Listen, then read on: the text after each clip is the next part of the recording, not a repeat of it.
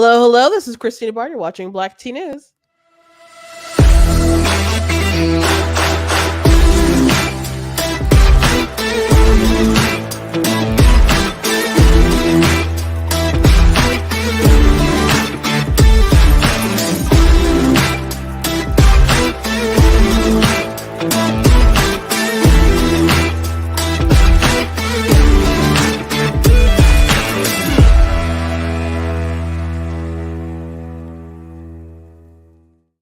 Hello, hello. Happy Monday. This is Black Tea News. I'm your host, Christina Barr, and today we will be talking about this very interesting interview with Roland Fryer that he had with Bari Weiss when they were at the University of Austin, Texas, and for some kind of event. And it was really, really fascinating. So I encourage you guys to go watch the whole thing, but I'm going to go ahead and talk about some interesting things. For those of you who don't know, Roland Fryer. He's the youngest tenure professor in Harvard's history, and he got into some hot water because he did a study that cited that that found that police do have like a bias when it comes to like kind of low level force, like maybe pushing and other stuff like that. But when it comes to like more dangerous, like fatality stuff, the data concluded that there wasn't a bias, and he was expecting there to be a bias, and people lost their minds when he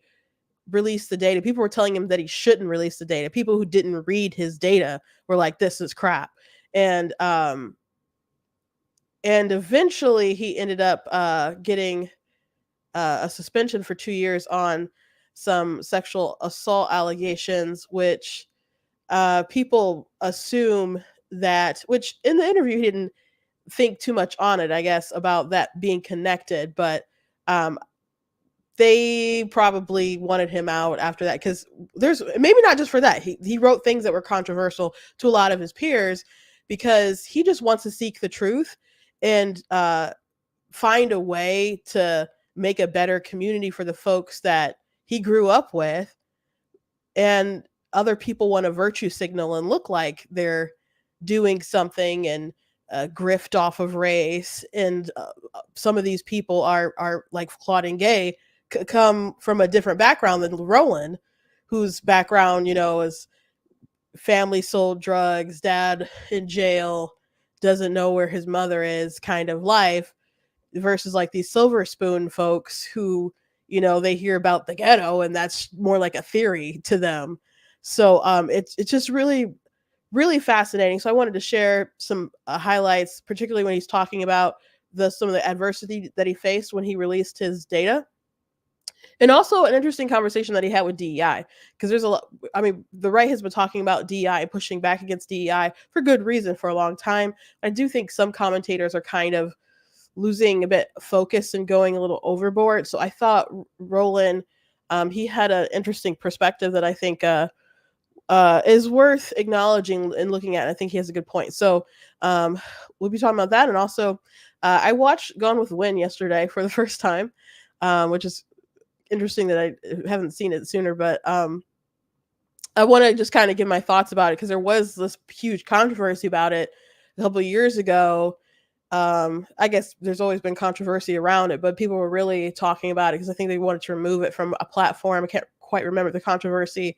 And I'm like, I did know that the first Black Oscar female winner was like in that film. So I'm like, you can't just like erase history. This is still an important piece of fiction here. And so I watched it. So I have thoughts. So I wanted to share my thoughts on that controversy, the movie itself, and so on. So before we jump into it, I encourage you guys to go to blacktnews.com, check out different content on the website, articles, videos, etc. If you like what I do here, please consider leaving a donation at blacktnews.com/donate. It does cost a stream, run my website, all that stuff. If you guys can't support on Facebook, you guys can send stars. If you're watching on YouTube, you guys can send super chats. So thank you for those of you who do that. You guys can also send super thanks for watching it back later. Thank you to those in the chats. I see you guys with your hellos and so on. So thank you guys for watching live, being here. And to those of you who watch it back later when you can and you get off work or you're making dinner or whenever you decide to, watch podcasts. I'll watch podcasts myself when I'm like maybe making dinner or just driving around and stuff. That's what I listened to the Roland interview when I was just driving around earlier. So I just appreciate you guys fitting me into your life. It's very flattering. Please check out different articles that I have on my site. I did write one about the He Gets Us ad, and I know I talked quite a bit about it, but I have other thoughts that are kind of more concise in an article. So I got a lot of good feedback from folks, and I appreciate people who said nice things. It went people. I saw people sharing it on Facebook. For whatever reason, Facebook has been suppressing my page for a while, so that was like the most traction I saw out of an article for a while. So I know there's some people still like the commercial fine, but I found issues with it. But I'm not going to go into a big detail and go down that rabbit hole. You guys can check out the article, and I encourage you guys to share it around. But I will say there was I had posted a link to it on my YouTube community feed, and and I was telling my sister about it. I'm like, so an atheist commented. She's like, oh gosh, and she's like, why do they comment on things they don't understand? I'm like, just wait a second, wait a second. So the atheist said, maybe I'm confused, but and I'm paraphrasing, but they said if what God said about what was wrong doesn't matter, then what does it matter about what he says is right? He said, if you don't have sin, you don't have grace. And so she's just like, well, they're right about that. And I'm like, no, that's a really good point that they made. There has to be some kind of standard. And we got to a deeper discussion about how like people out in the world, we'll say out in the world as not like in the church and stuff, but they look into the church, and some people just don't want to be judged. So they talk about people for judging, etc., blah, blah, blah. But a lot of people, even though they may say they don't want to be judged and stuff, they still expect the church to be a certain way. So if there's not some kind of clear line and everything is just kind of muddied, they're like, oh, these Christians are fake, or oh, I knew, that wasn't all what it cracked up to be, or they'll just you make an error and they're like, oh, I knew it. I knew the whole thing was, you know, there was really nothing to this thing. So you never know who's watching. And even though people might still not cross over and convert or anything, there is still some kind of base level of respect when people acknowledge those clear lines between right and wrong. So, you know, interesting moment of truth there from someone who, uh, you know, is an unbeliever. Someone said God only judges people. Yeah, God judges people. Well, we all make judgments about every day for many things, but as far as what is right and wrong, God has already established what's right or wrong. We all we have to do is just go by what His Word says and discern about what His Word says and go from there. So uh anyway, let's get to it. I don't have a meme, so we're gonna just get right into the Roland interview, which was very interesting, as I said. Now, Roland, his background, he was raised by his grandmother. His dad was in prison, I think, when he was 12. By the time he was 12, his mom, he didn't meet her, I think, really until, or didn't seek her out until he was like in his 20s or whatever. He doesn't even know where she is now. Um, he just had a rough life. A rough life. He had a bunch of cousins that, did drugs, like sold drugs and stuff. A lot of them went to jail. And he said one line in the interview and mentioned that there's nothing really much for him to go back to. His grandmother's passed away now. His father's passed away. Many of his cousins and stuff that he really did love, but they were drug dealers. They're gone. He said one of his cousins got out of jail after serving a sentence, and then like the day after, or maybe it was the same day, someone came up to him and just blew him away. And so he's 45 years old, um, which isn't crazy far from my age because I'm like 34. And um, he says he's like the oldest living member of his family, really. And that's really incredible to think about, that there's such, violence and tragedy and other things that's surrounded his life.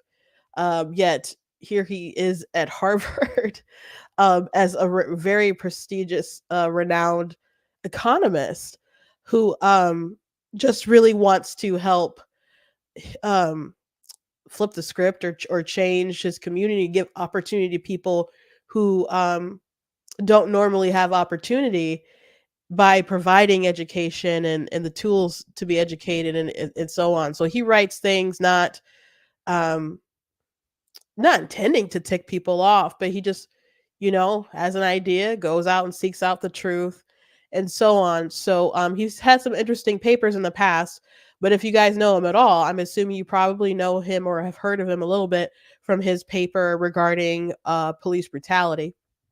Now, I had heard of this controversy and knew of his paper.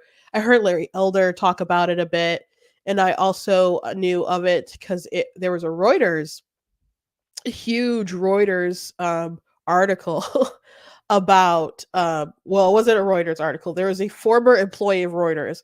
He was fired from Reuters. He was like a digital analyst for them, and with all the BLM stuff was going crazy. I can't think of the guy's name off the top of my head, but if you search for this is the article that got me fired from Reuters or something, you'll find it. But he just wanted to look up some real data about police shootings and stuff because he didn't believe really the rhetoric from BLM was correct. And BLM's rhetoric was basically like cops are going out hunting black people. And I've always known that wasn't true, but common sense people just kind of looking around, it should be true, the obvious that it's true. And just here's a way you just kind of obviously know that the BLM rhetoric isn't true. Um, how come so many examples of the stuff that pops on the news, with the force stuff, usually it's justified or maybe it's controversial, but maybe justified. Sometimes it's not justified, but or what we would view as justified. Maybe you can see it, but you're like, nah, that wasn't justified. But how come it's never like the black dentist walking home was attacked by the police? It's always like something like crime written or whatever. It's not, it's they're not just going hunting black people. And you could be saying, well, they're just hunting the black people that they can hunt and get away with. Or maybe there were legitimate reasons why they had their stops and were, you know, things escalated and so on. And the numbers that people assume they were wasn't even that radically high. You might get like 20 unarmed black people who are killed by police every year, around that number, sometimes less. Now, some people thought it was thousands or hundreds, and if it were, I could understand the sort of alarm that maybe we had in 2020. Not it still wouldn't be justified to like burn down cities and all the kind of crazy stuff that we were doing with the riots and so on. But people really had a very skewed perception of things. Man, to me, it's always wild. I'm like, are you we you could say, well, one is too many. Okay, one is too many, but compare that to like, I don't know, late term elective abortion. We that's like 10,000, babies or close to it. Or let's say half of those are tragic health situations and the other half aren't. That's still like 5,000, you know. So I'm just trying to compare to other things, and I'm like, our priorities, man. And again, just because someone is unarmed doesn't mean they're not dangerous, etc. You have to analyze each case by case by case by case. But the narrative that BLM was pushing of they're just hunting down black people, trying to kill them, and it just wasn't true. It just wasn't true. So anyway, this data scientist from Reuters just started analyzing all this data, and he included the data by Roland Fryer and stuff too. But it's a excuse me, it's a huge piece. And then in their like Slack chain or whatever, their internal like text when he shared it or whatever, people start to lose their minds. And this is Reuters. You might be like, Reuters is reputable news. the people in there, I guess, can't take the facts, can't take the truth. And so it caused such distress. Eventually it led to him being terminated and stuff. And so he was fighting for like a for wrongful termination last I heard, and I don't know where that's going now, but really crazy story. I know Larry Elder did talk about that particular article. I've talked about that article and gone through some of it. It's quite long, but you guys can look it up on the internet. He wrote a Substack about it. So anyway, I had heard of Roland's um work before, but I was unaware of how he got ousted some years back.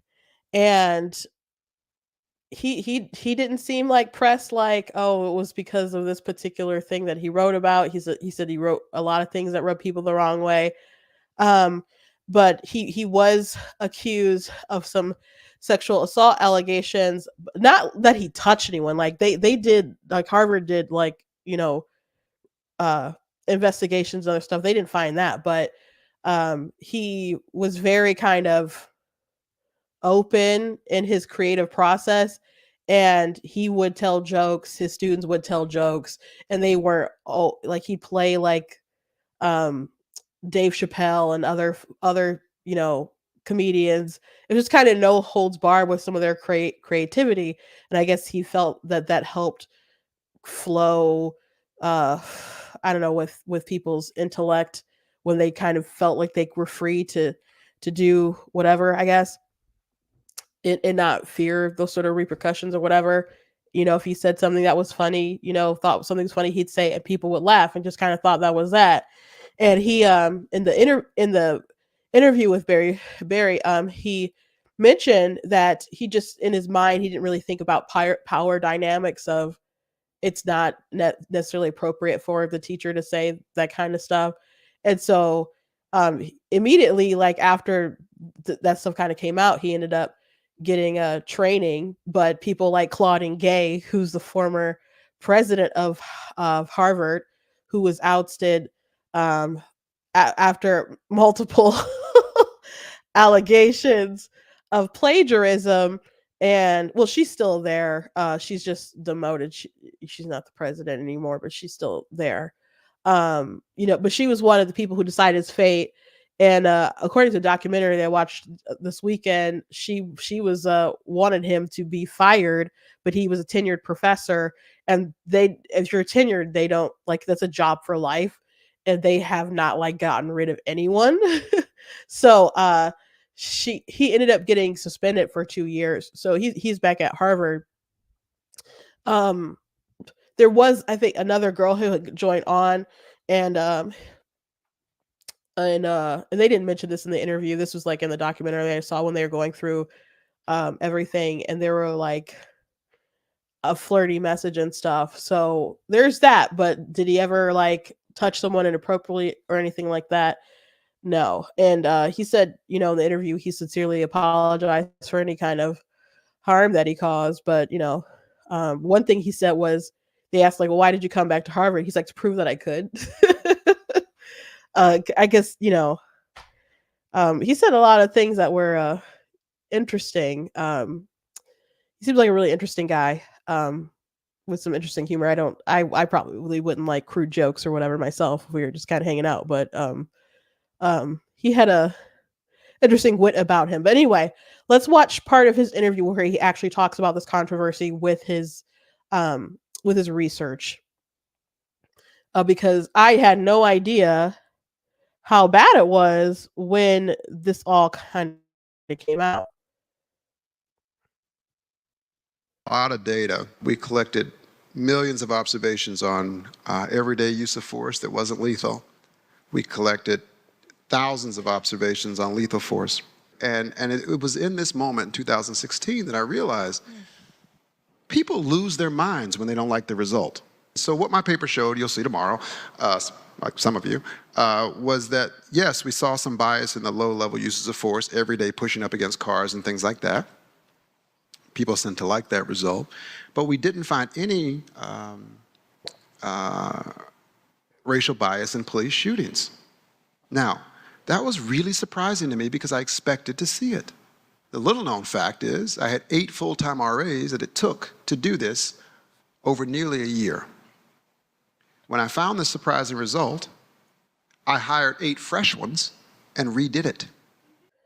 So, I do want to interject right here and just mention that he did have a bias going in trying now he just wants to find the facts and stuff. And he says when you look at stuff like with race, whatever, you have to just kind of be looking for the facts. But um when he was about to like embark on this project because he saw like stuff with Michael Brown and so on, so he just wanted some data about he talked about how other people are going out protesting and he wasn't into protesting, wasn't his thing. So this is like his idea of trying to help, having some hard data to back the actual bias that was going on. So he went out, he had dinner with a colleague, and he's like, when you do work in schools and stuff, you actually go to the schools and see things up close to see how it's working.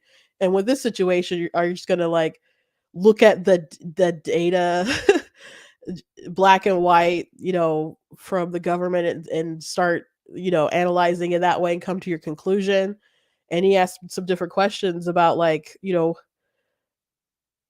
why would police act a particular way or whatever. And so he didn't really give his credit at the time for like challenging him and asking those questions, but he realized that he was right. So he decided to go on like different ride-alongs and other things like that to also get a perspective on the job that the police do. And he's like, man, it's a really hard job. And Roland said that he wouldn't have made a good police officer. He said after a couple hours, he's like, everybody looked like a criminal to him.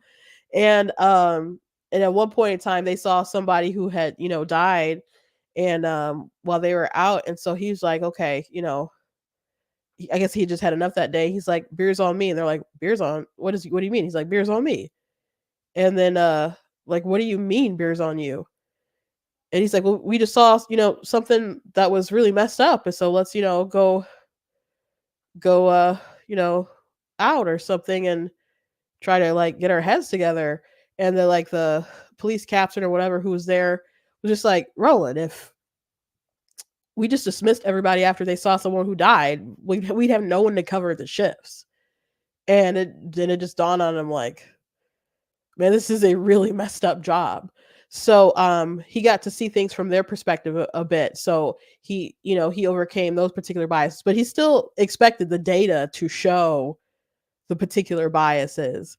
And when it came out, he thought they did something wrong and went and hired more people because he was sure that it had to be what everyone suspected that it would be, that people were using extreme force with bias when it comes to black people. Now, if you really think about it, especially nowadays, everybody's got a phone.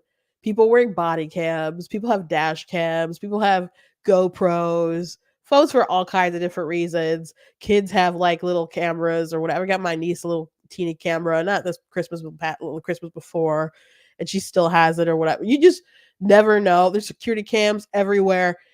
It doesn't make sense to just go out and do lethal force willy nilly, um, or just to be targeting like that and then ruin your life. When there was a story last year when it was a couple of black cops who were beating this guy, and I was just amazed. I'm like, what is wrong with them?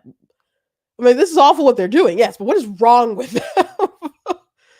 I'm like, your life is over, bro. Like, we all see it. Like, why would anyone do something like this? Why would someone do something that stupid? Like, that was what was going through my head. And I know there's cops that, you will use excessive force and other stuff like that. I'm not saying it doesn't happen. I'm not saying like, they don't know where they can maybe beat some folks up or something like that. But as far as like people's believing that people are going out to just go, let's go kill some black folks out on the line of duty today, and potentially what, go to jail for the rest of your life and not see your wife and your kids, and that's crazy to me. That's crazy to me. It would you would assume that people will be more likely to kind of pull back, and that's what his data did find. That's what his data did find. So let's keep listening. to make sure. They came up with the same exact answer, and I thought it was robust. And I went to go give it, and my God, all hell broke loose.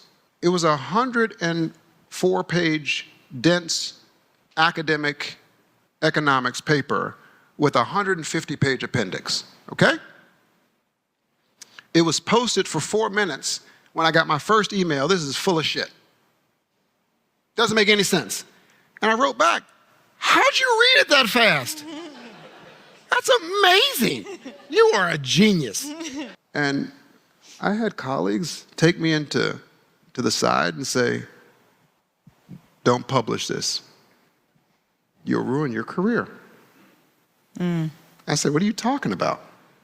I said, what's wrong with it? Do you believe the first part? Yes. Do you believe the second part? Well, the issue is they just don't fit together. We like the first one, but you should publish the second one another time. I said, let me ask this. If the second part about the police shootings, this is a literal conversation. I said to them, if the second part showed bias, do you think I should publish it then? And they say, yeah, then it would make sense.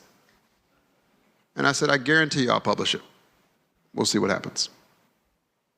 So it was, I lived under police protection for about 30 or 40 days. I had a 7-day-old daughter at the time. I remember going and shopping for, because when you have a newborn, you think you have enough diapers, you don't. So I was going to the grocery store to get diapers with an armed guard. It was crazy. It was really, truly crazy. Yeah, so that was a snippet that they had posted from the interview. You guys can watch it, the whole thing yourself, but I'm going to play some more of it. Yeah, crazy that he had to go through that people were so upset about learning something that was true. And it's just kind of like, what is the data? And he to him, he's like, there's real people who are facing real consequences if we can't be honest with them. And they deserve more than just the virtue signaling to make ourselves feel better, to grift or whatever. They deserve the honest truth. And that's just what we need to give people to actually find solutions to the problems, which he also noted that police officers, believed his study and started implementing things to cut down on bias. Because he did say they were biased for like low level kind of like stuff like pushing up against cars and other stuff like that. But they just didn't see it for like the, more lethal kind of stuff. But they just couldn't accept, his colleagues, other people couldn't accept that. They were so upset about it, which I'm not surprised people were upset about it. People were upset about that Reuters, their own data person, just compiling data and listing the facts, and people hate it because people are so devoted to a narrative rather than just looking at what is true. And again, people like Claudine Gay and other people who go to Harvard who have, silver spoons or grew up with like more privilege than he came from, feeling like they have to tackle race and racism in all kinds of different ways. And he's like, well, let's look at the solutions. Like what are the real problems and what can we do to actually change and make things better for people? And you don't find a lot of people who just literally want the truth and literally just want to change things for the better without some kind of benefit to themselves. I mean, sure, he has a benefit of being a tenured professor and, gets paid to write his papers or whatever like that. But that was a big deal, obviously, in his life. But they asked about how hard it was, and he said he was annoyed by it, but he said it wasn't hard. He said growing up without a mother is hard.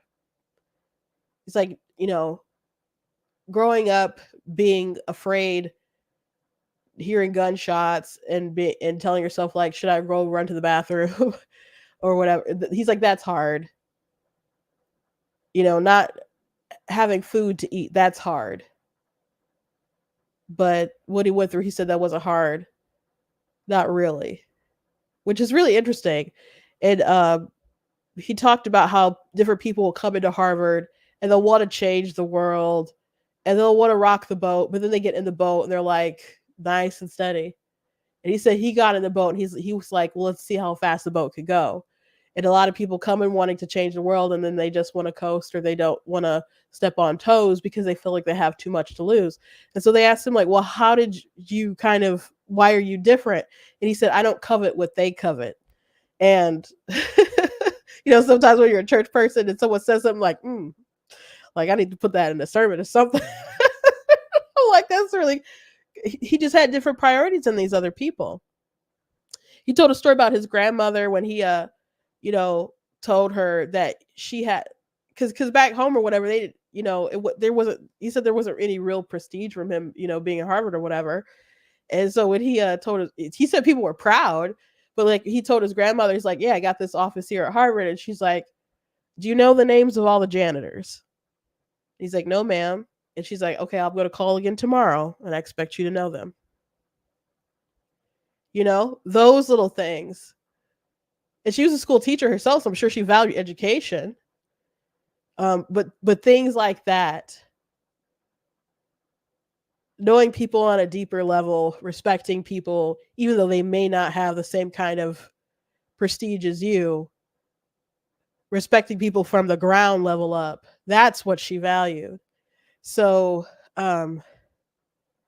it's just a really amazing, fascinating interview that I recommend people to check out. Um,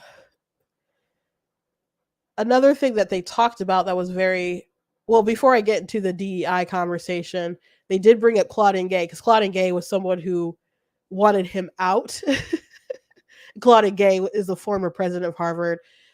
She got into a big controversy with not being able to, plainly talk about condemn anti-Semitism in the way that most normal people would have. And but what really got her is that people started going after her for her very credible allegations of credible allegations against her about her plagiarizing things, and there's a lot of examples. So here's her asking Roland about One her. of the details in this story is that you were suspended by a woman who I had never heard of until recently. Her name is Claudine Gay, and she said this in a letter to the economics department at the time. Professor Fryer exhibited a pattern of behavior that failed to meet the expectations of conduct within our community and was harmful to the well-being of its members. The totality of these behaviors is a clear violation of institutional norms and a betrayal of trust of the Harvard community. So I guess I want to ask, do you believe in karma?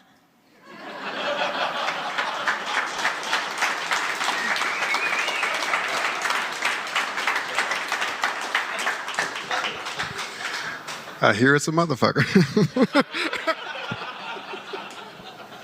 And also, does calling for the genocide of Jews constitute bullying and harassment? Yes or no? 1,000%. So, sorry for the swearing, but yeah, she's got knocked off her pedestal, obviously for doing something that did not meet the conduct standards of Harvard. And he's, back at it teaching because they couldn't get rid of him because he had tenure. People asked him in the Q&A like different questions about like if he had had a father in his life, if he had had his mother in his life, would he have still been successful? And he, didn't quite know. He talked about, how different people, he said he wouldn't have been as desperate to succeed as it, I guess, or worked as hard and stuff. So it was an interesting kind of reflection into his life and the drive that some people need to survive. And I don't know if he doesn't know if people necessarily need it. He said, obviously there's a lot of people who come from well families and they work very, very hard. And, I've always worked very hard, particularly in grades and other stuff like that. But I have some things that aren't pleasant in my, things that happen to me and stuff, like economically and other stuff like that. But, I definitely had a intact family structure. So it just really depends, it just really depends. But it was interesting knowing that he came from such unfortunate circumstances, but achieved this, so many successes in his career, because so many people look at life and they see it as linear, especially when you have conversations about abortion and stuff. And people say, "What if the child suffers, or what if the child goes through this?" Like, look, it's never good when people have to suffer and go through things. Those things aren't, I would say, inherently good, but those things can be properly channeled into a better direction. So just because bad things might happen to you doesn't mean that suffering should be some kind of death sentence, or someone should ride you off forever, or that you can't get your life in order because you didn't have parents, or you came, from no money, or I don't know, maybe you're a drug addict, or your family sold drugs, or other stuff like that. It doesn't matter. You can always make the decision to go down a different path. As long as you have breath in your body, you have a fighting chance to succeed and to better yourself. So it's always so strange to me when people will just make all of these assumptions about your possible future life and decide how you are not only going to fail and not only going to suffer, but I would say not exist, but you do exist. But you're just like, well, let's just off you early, and it'll be a mercy. But people in those kinds of circumstances that are literally going through the proven kind of suffering, you know, I don't know, they're like, let's give them reparations or something.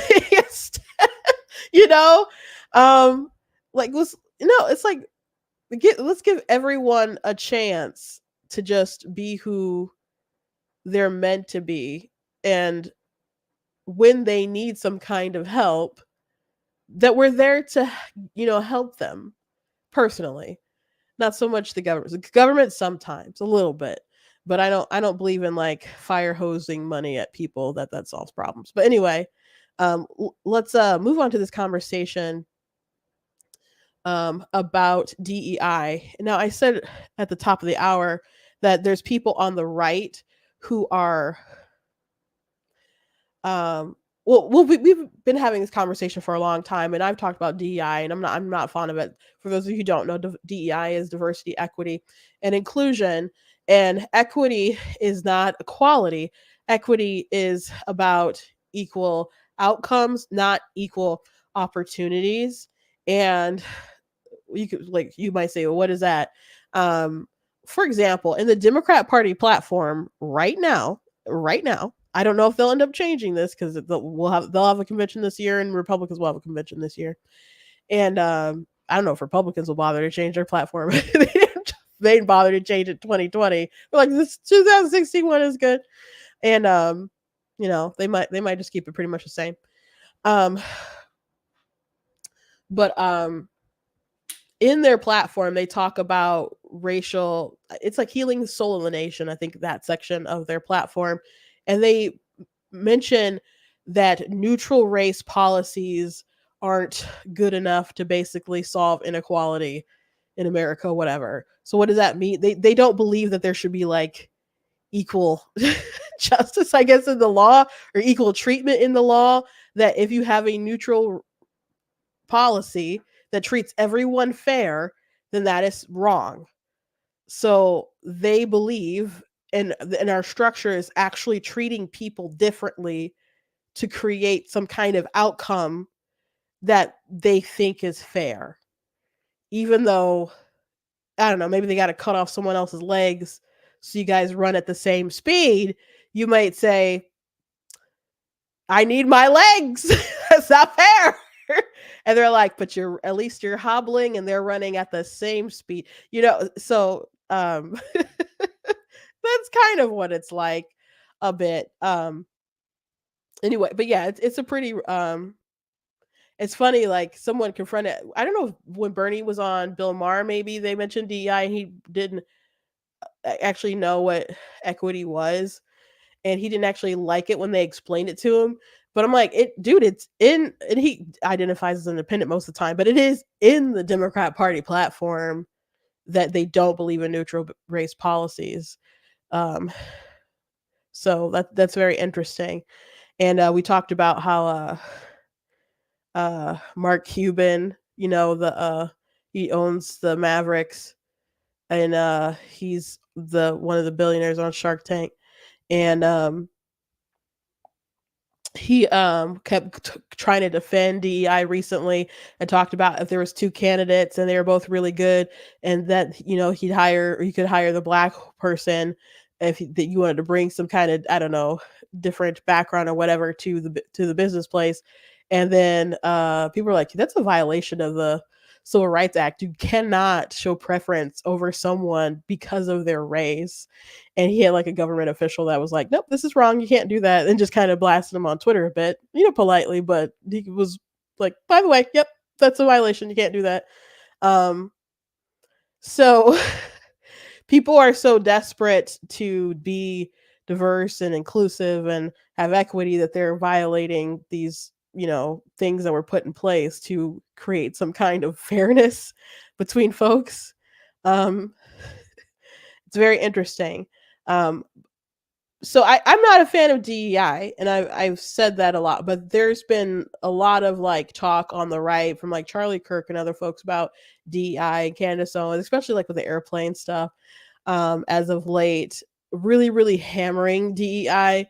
And they've made some statements like, I'd be terrified if I saw, like Candace Owens, she said she'd be terrified if she saw a woman pilot or something because of DEI. Now, if they're not meeting the standards of being able to fly, that would be concerning. But just, I don't know, because there's a woman pilot doesn't mean that she's not qualified to fly the plane.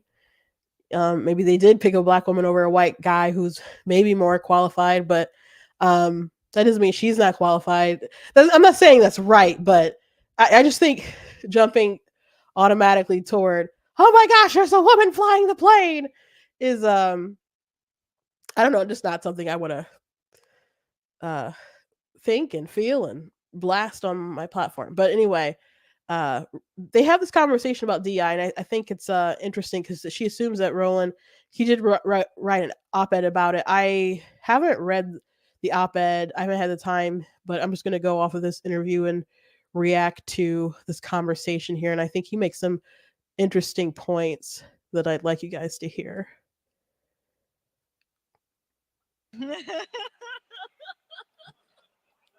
One of the things I've been wanting to ask, so obviously the Claudine Gay stuff is part of this enormous upheaval happening in higher education, without which I don't think UATX would have been founded when it was. One of the parts of that debate is about DEI.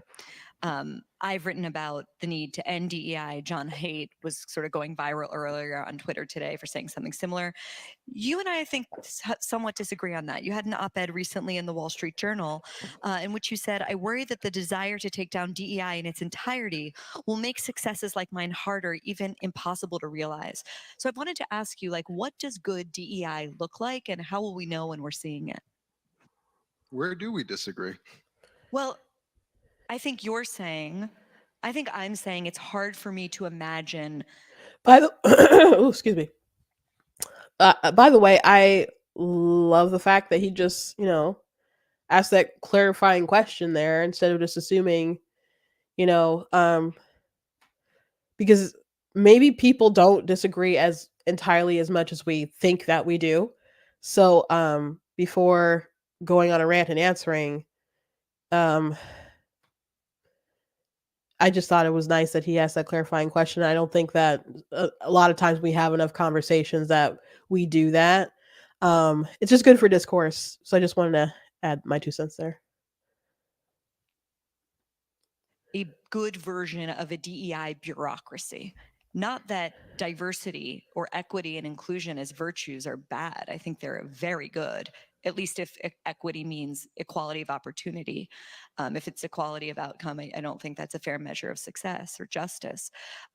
So it's just hard for me to imagine reforming a current bureaucracy that to me seems to have a kind of Manichaean worldview and pit students against each other in a kind of zero-sum game for victimhood status. Now, that doesn't mean that like my life has benefited because of efforts to make the world more inclusive. Obviously so. Yeah. But I'm not talking about either of those dimensions. Okay. What I really mean is, can we get the people with the most innate talent to have opportunities? That's what I really mean. So, often people ask me to write a letter of recommendation for their 4-year-old for a private school. Johnny breaks graham crackers brilliantly. I mean, what am I supposed to write? And so I bet we would both agree that a 4-year-old from a rich family doesn't deserve to go to a better preschool than a 4-year-old from a middle-class family. What has that 4-year-old merited to get into a better school? So what I'm saying is that I am after truly talent identification. Like, I think that admissions and hiring and all those things really are about trying to find who's going to be the most successful at the job. And often, or at least sometimes, that is not the person with the best current resume. I believe that the delta, the difference that I'm willing to bump someone up, gets a lot smaller as they age. So for a 4-year-old, I'm willing to make pretty large concessions to make sure that 4-year-olds from or 4-year-olds from every neighborhood can go to really great schools, because I don't think you've merited anything at 4 years old. When it gets to high school, I'd do less, because you have had a chance to show, and we've had data on your true progression. And so for me, it really is about how can you use data to identify real talent, not current accomplishments. Sometimes they're correlated and sometimes they're not so much. And so that's what I think all this discussion is missing, right? Like, okay, I didn't have the world's greatest SAT scores. You can probably have figured that out by now, right? But I had talent. And so it would have been great if there were a system that would have been able to say, look what he had to overcome to get those SAT scores. Why would I accept someone over him with slightly higher SAT scores who had tutors every day? That would tell me that that person's innate ability is not great relative to this kid who basically did it with all these headwinds, right? And the issue with the way it's practiced now, what I'm describing, this is not the way it's practiced now, but the way it's practiced now is that you end up with oftentimes lower scores with people who had a lot of opportunities. That's also not consistent with talent identification. If my daughters, and I've told them this, if my daughters need help when they get ready to apply for college, it is not because anything was held against them. It's just because they suck. And it's okay to suck. I'll love them the same. But they have had every opportunity I can dream about, everything. Like, oh, kid accidentally lifts a leg up. We're like, oh, are you into ballet? We'll sign you up for that too. Like, we're into everything. Everything. Violin. These are the worst concerts anyone's ever heard, but we go. This is great. This is the worst thing. It's great.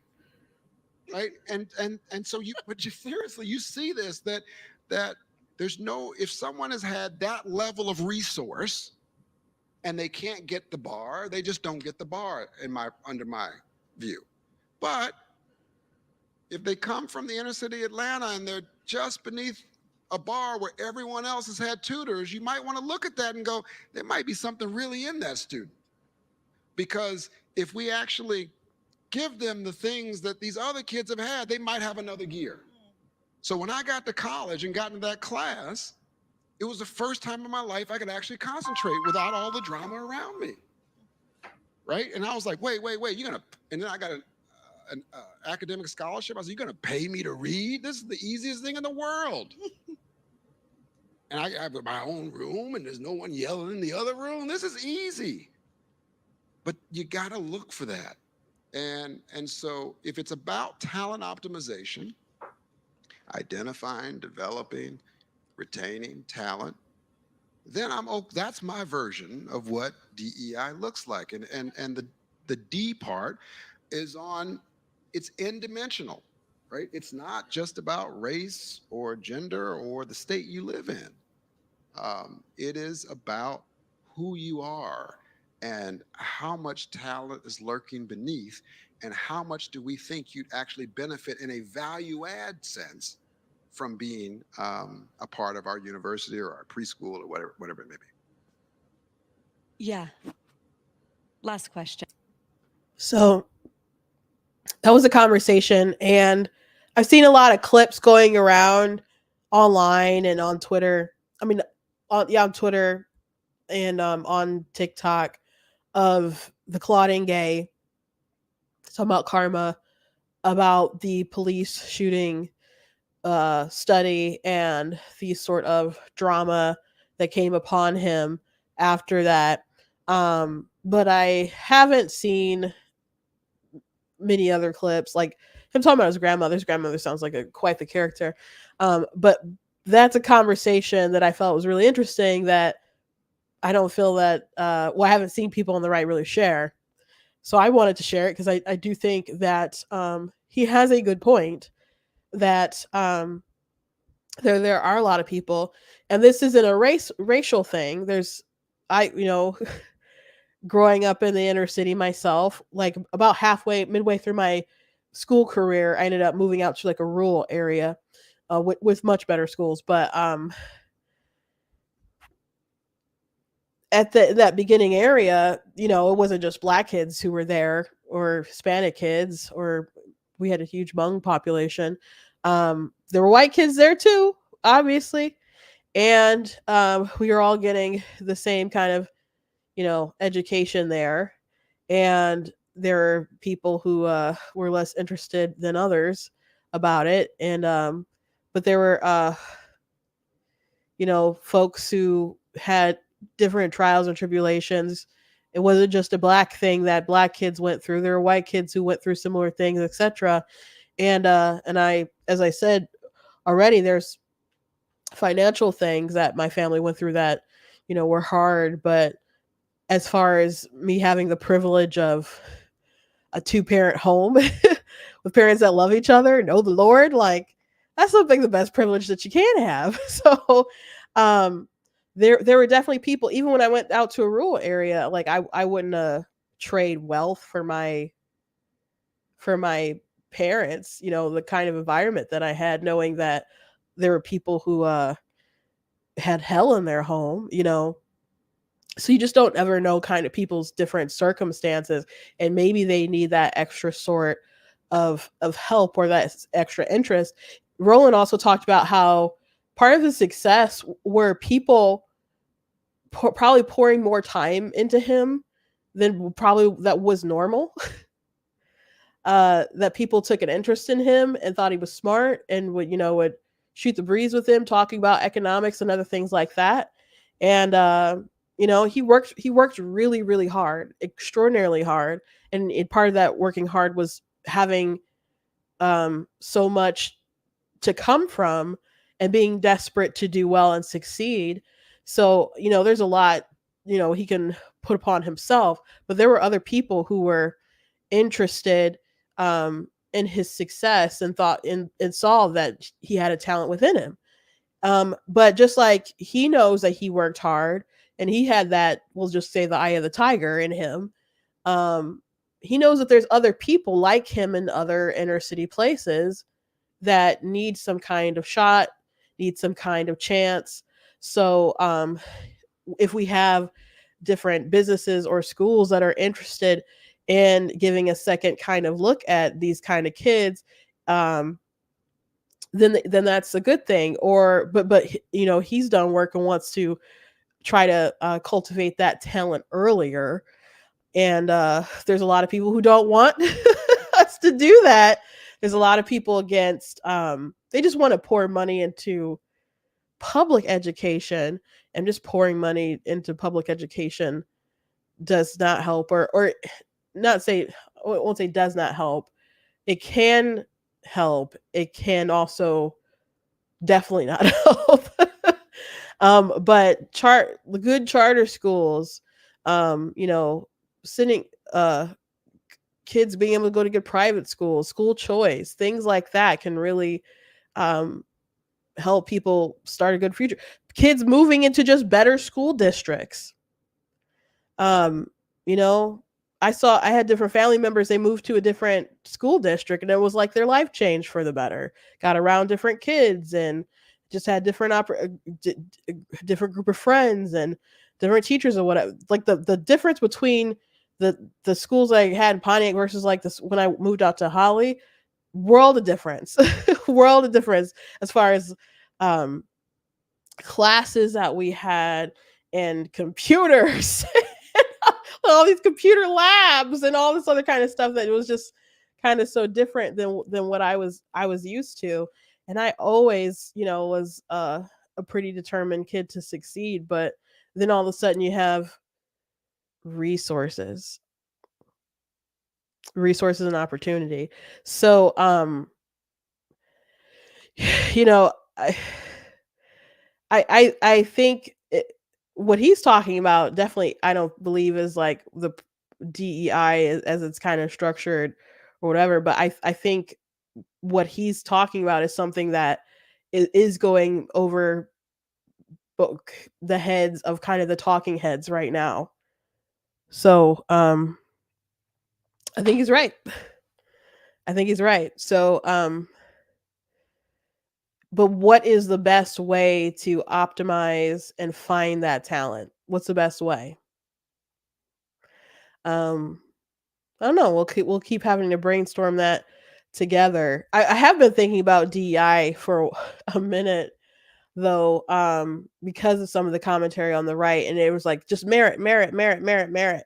And as Roland says, like just because the best resume doesn't necessarily tell the whole story. Like you guys have probably been in the workforce, heard someone with a great resume, and then they were just trash, you know. So some people who's like great on paper may not be the best in other kind of ways, but that's not the only way. The reality is that people like people beyond merit and will want to give people jobs beyond merit, like what they've accomplished in their career, their test taking or whatever. Sometimes about the vibe of that person, how you think they're going to get along with a team in the workforce. When I got hired in the Michigan Republican Party, um, I had a lot of talent as far as making the videos and graphics and other stuff like that. And I had a body of work that they liked. But the person who interviewed me, who I ended up sharing an office with, he was, the digital director. And I did interview with, the comms director, and she, liked me fine enough. But I spent most time in my interview with the digital director because he was kind of more accustomed with what I would have to do. And I knew if it was up to anyone that I was going to get that job, that I was going to get that job because we had such a good conversation. We had a lot of shared values, different backgrounds, different, we were both religious, different denominations and other stuff like that. But, we there was a lot to kind of, there was a good chemistry there. There was a good flow there. And I could tell he just really liked me. And I'm like, I've got this job. I was pretty confident. Um, you know, so even though I did have the talent, other things like that, there's other things that go into deciding if someone's gonna be a good fit. You know, there's just so many different factors beyond the merit. Sometimes it's who you know. When we pick politicians and stuff, sometimes it's just the person you like the best. So many times, especially if they've been reelected, that's a seniority thing. They're not the best person for the job, probably. Especially how many times congressmen and senators tick you off. That's like a seniority thing. That is a seniority thing. Even people wanting Trump again. Now he has some good things on his record and had a pretty solid first 3 years. I can't just ignore the fourth one, but a lot there are people who are kind of done with Trump, and they're like, man, he's treating Trump. They're treating Trump bad because with the him being targeted and stuff. Okay, you want him to win because they're treating him bad. That other people want folks to do well because they feel other folks have been mistreated. Like, people factor in all sorts of different things to decide whether they're going to pick a person or not. It's not solely a life of just this was the best person for the job. Like, in movies, in the movie industry, they're like, that was the best person for the job. Like Halle Bailey, the best person to play Ariel, the Little Mermaid. Was she though? Was she though? She kind of sounds like um the voice actress a bit sometimes. Beautiful singing voice. But best person for that job, she was the best person for the vision they had, is a better way to put it. Um but a lot of times it's who you know, and just kind of the vibe that you're going with. But the best person for the job was not necessarily. Not necessarily. If is everyone always looking for the best actress or the best? No, it's just you think they fit this for whatever reason. Sometimes my sister was telling me about Iron Man 2. Mickey Rourke was the villain, Whiplash, but he was supposed to be the only villain. And then the guy who played the hammer guy who's in Galaxy Quest. Funny guy. Was just in Argyle. Can't think of his name. Um, he tried out for Iron Man before, couldn't get it, and a friend of his he was just kind of, hey, like, can you get me in Iron Man or whatever? And they're like, okay, well, we could try, but we already have this villain worked out. So they ended up just playing the villain in two, and I'm sure he was glad to be in the Iron Man 2 film, but Iron Man 2 is terrible. It just had way too much going on. It was way too chaotic, and so I don't know what that script originally looked like before they were like, buddy buddy, put me insert. I'm not saying he's the reason why the movie was ruined. There's other things that were wrong with it, but um you know sometimes you know a guy. So this world that we've made up, and just like, it's just merit, it's just merit, it's just merit, it's just merit. Merit is so important. That is not the only factor that we consider, whether you're on the right or the left. And that's just the truth. That's just the truth. So anyway, I just want to add those 2 cents. Um, Last thing I want to mention before I let you guys go is yesterday, I've been meaning to watch Gone with the Wind for a minute. And so I am working on a sequel to my book series. The series is the Nameless series. But the first book is The Color of God's Eyes, and the second one is A Song on the Devil's Lips. So I'm working on the third book. It's a imagine like the American Civil War meets X-Men. It's basically the fastest best way to kind of describe it.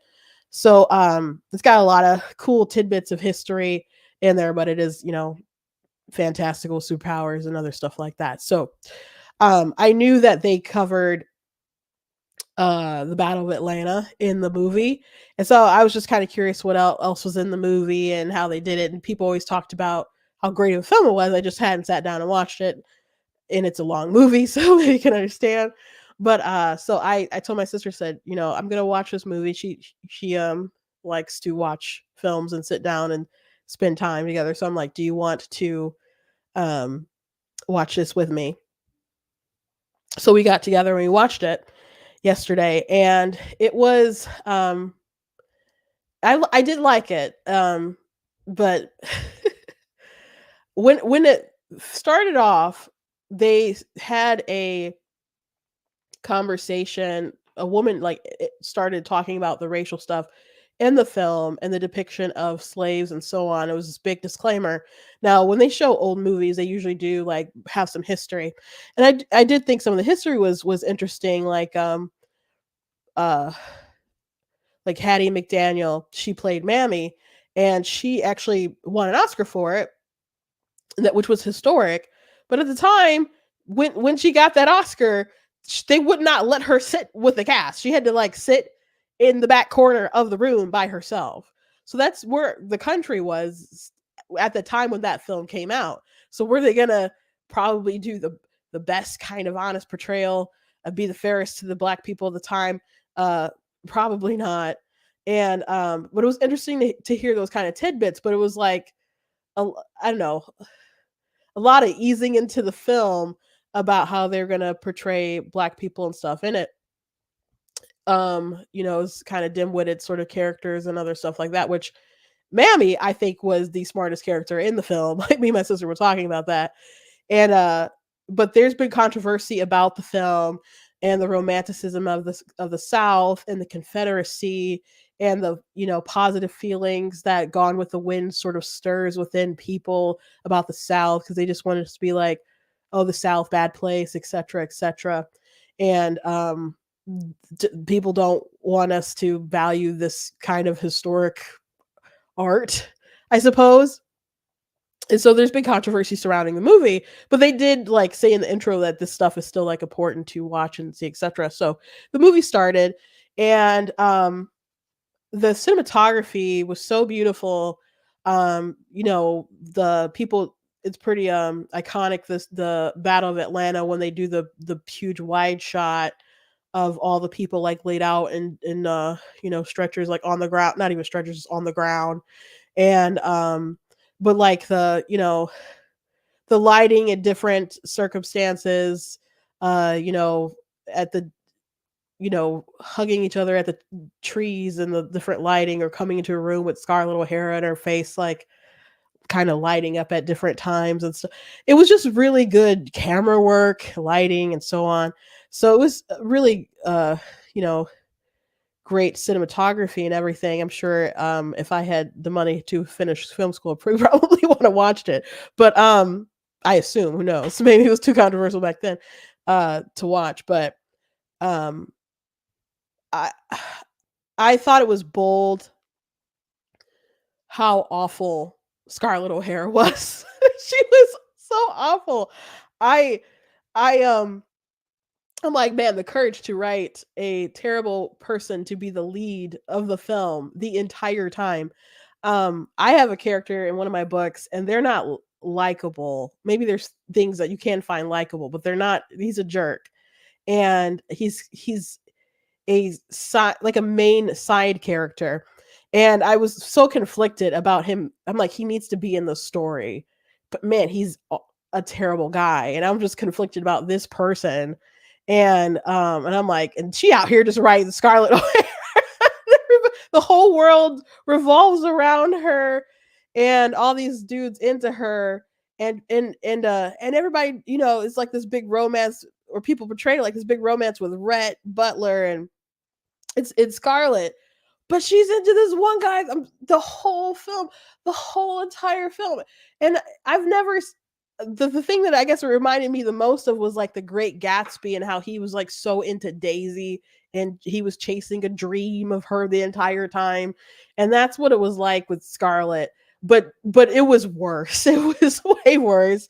And there was all this drama, uh one tragedy after another. But I do understand why people like it, and why she was, such a she's kind of the villain of the story, but a heroine of sorts, because it just showed her resilience to go on and survive despite the horror of the war and other things, and have to build herself back up, and to build the prestige of the South back up after the war.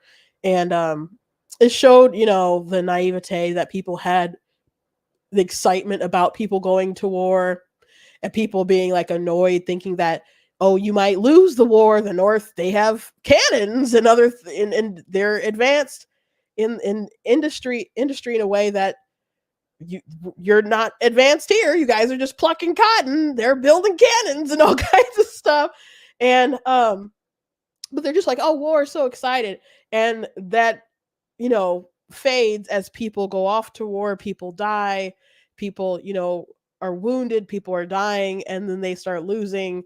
and they were excited when they were winning, but then they showed the siege and all, and Scarlett had to escape through all that and stuff, and it was an interest, just a ton of different drama, very interesting. It was like watching a soap opera all kind of mashed together in that 4 hours. And Rhett Butler's character was like the quintessential bookman, the guy who is kind of no good, but you kind of want him to be good. And then he goes on and he's like, I'm not the marrying type. He's like that suave, person who says the right kind of quips and is supposed to sweep the woman off of her feet and stuff. And she's so strong willed and she doesn't want him to. And then they get together, and then he's all of a sudden like, he still has that same kind of charm about him, but he's like perfect. It's total fiction book energy. And he is a fictional book character. Um and of course there's that, I got to like see in context the iconic lines like, frankly dear, I don't give a, and tomorrow's another day and other things like that. So I enjoyed it. And my sister thought it was funny me having different reactions throughout the film at different prominent parts. And if you've seen the films, you could probably imagine which ones I'm talking about. But but as far as the controversy that people felt about the South, and I don't know, feeling that it's too romantic about the Confederacy and other things like that, or even the treatment of the slaves and so on, it's the main character, Scarlett, is so selfish. She's so selfish, and the only people who can like understand that she is so selfish is Rhett and Mammy, pretty much. And everything is through their lens, through the lens of the Confederacy. They see the North as the bad guys. They see the Yankees as the bad guys. They complain about the Yankees during the war, and the Yankees came in and they burned their houses. They took their cattle. They took their chickens. They stole stuff from them. The deserters came in and tried to, steal stuff from them, and the carpetbaggers, they were like, they're even worse than the folks we were fighting. So everything was like through their lens of the North being bad. But I mean, that's just kind of the nature of, you have a battle and there's losers and there's winners. So they're the ones who like, slavery is ingrained in their everyday life as just a matter of fact way of life. So what do people think was going to be shown? Like, they aren't going to have like a segment of 12 years of slaves while they're just happy in their ball gowns and they go out and just like start whipping folks. It's just in this very tunnel vision way of society being so nice and sweet and pristine and luxurious in their beautiful gowns and their ridiculous columned winding staircase mansions and so on. So um it's what can you expect uh for what they're going to say and what they were going to do? It's just, I would just explain as a piece of literature that um it's really through these eyes of these people, particularly this very selfish woman. And I expected nothing else, I guess, going through the film and just kind of analyzing, looking back at the character and the controversy that people had and the issues people had with the movie, or how the different slaves were portrayed. Like, some of them were dim-witted. Like, there was one girl, is her name Missy or Sissy or something? Oh boy, she was awful. Prissy was her name. But again, Mammy she was tough, and she was I mean, you see a lot of kind of characters like Mammy, but maybe characters are emulating Mammy when they make films and other things like that. But she was the one who could always see, like, she did her job and she took care of the house and other stuff, but you know like the person who Scarlett was chasing, Ashley, the whole film, he comes home to see his wife, and Scarlett tries to run up to. She's like, "Do not spoil the moment. That's her husband." Like she had great wisdom, that pearls of wisdom she was dropping the whole time. So yeah, you weren't gonna find um them demonizing the thing that they did that was part of their everyday life. So if you watch the film, just know that the film is about a selfish woman who she just believes the whole world pretty much revolves around her. And give me one second.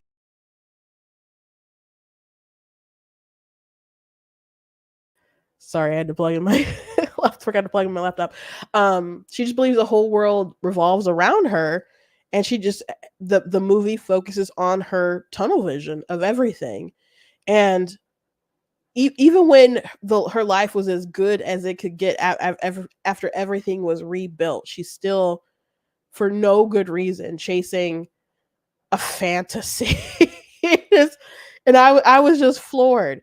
So she was very strong-willed, but just silly in so many ways, and Rhett could see through that, but he got ensnared a bit. But I just feel like Mammy always knew. So um yeah, there's definitely films where that are very minstrel showish. um I wouldn't say this is like that level at all. But one thing that is interesting about people being so upset about people romanticizing particular aspects of the South, and I'm assuming, and I like to assume that people aren't romanticizing, "Oh, I wish we had slaves again." Like they're probably thinking about, oh, those big dresses and the style, the aesthetic, and the manners, and all that. You know, Southern hospitality, or I don't know what all they might be thinking, but definitely like the style and the dresses, and I guess suppose the strong will of women like Scarlett O'Hara. Um, why is it terrible for people to kind of, I don't know, fantasize about that? Or, but people like, my I was talking about this with my sister after we watched the movie, but people like looking at the Bridgerton stuff, and they'll fantasize about different ages like that, or different other period films or whatever, where they just want to keep dropping in like people of different ethnicities and pretend like I don't, like, it's okay for all to just kind of participate and want to be in that world in that time period, knowing that those people also built their wealth off of slavery and other things like that, or had slaves and so on. So it doesn't really seem to make sense why uh people participating in, like, I don't know, wanting to wear fancy kind of gowns and all that stuff back then, why that's bad and not other stuff is bad. Like, if it's bad, just let it be bad. But we seem to have like a special affinity for one thing rather than the other. And I know that sin is close to home for us, and maybe that's just frankly it. And but not everyone has, like, I don't know, terrible ill intentions. And if you think they do, I guess you can ask and confront them and get to the bottom of it. Um, but I mean, I can see the allure of some of the, costumes and other things like that. People like to cosplay and so on. So I guess I get it to some degree. I wouldn't want a mammy to have to, like, tie me up in those corsets every day. The one she was willing to, like, not have kids because her waistline was like 2 inches too big, and that cost so much heck in their home. She was such a silly character. So again, people being so upset about her skewed perception of life when it's obvious that it's coming from and following a person who's not the best. Um, just don't take it that personal, I guess. So I'm trying to say. But as far as like an art form with the costumes and the cinematography and the direction and the dramatic music, just bursting in everywhere. It's definitely a good art piece, and I enjoyed it. So those sorts of things help to get my creative juices flowing and flowing. I do not base my writings of historical things off of movies. I do get a little inspired at times, but I do actually like read things and look up newspapers and history books and so on. So, um, don't worry, I'm actually looking into things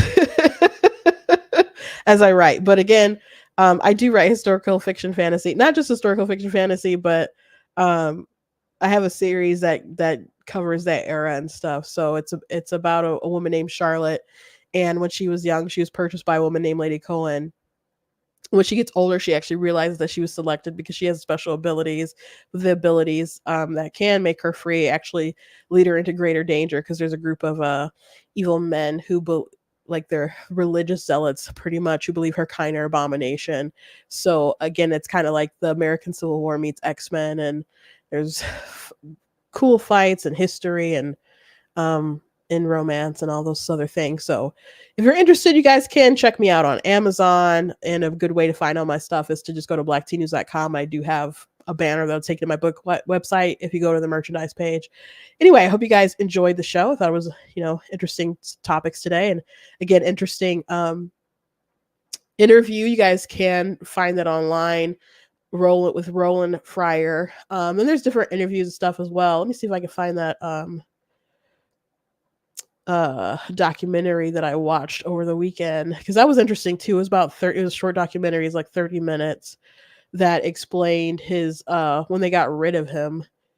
Uh it was called How Claudine Gay Canceled Harvard's Best Black Professor.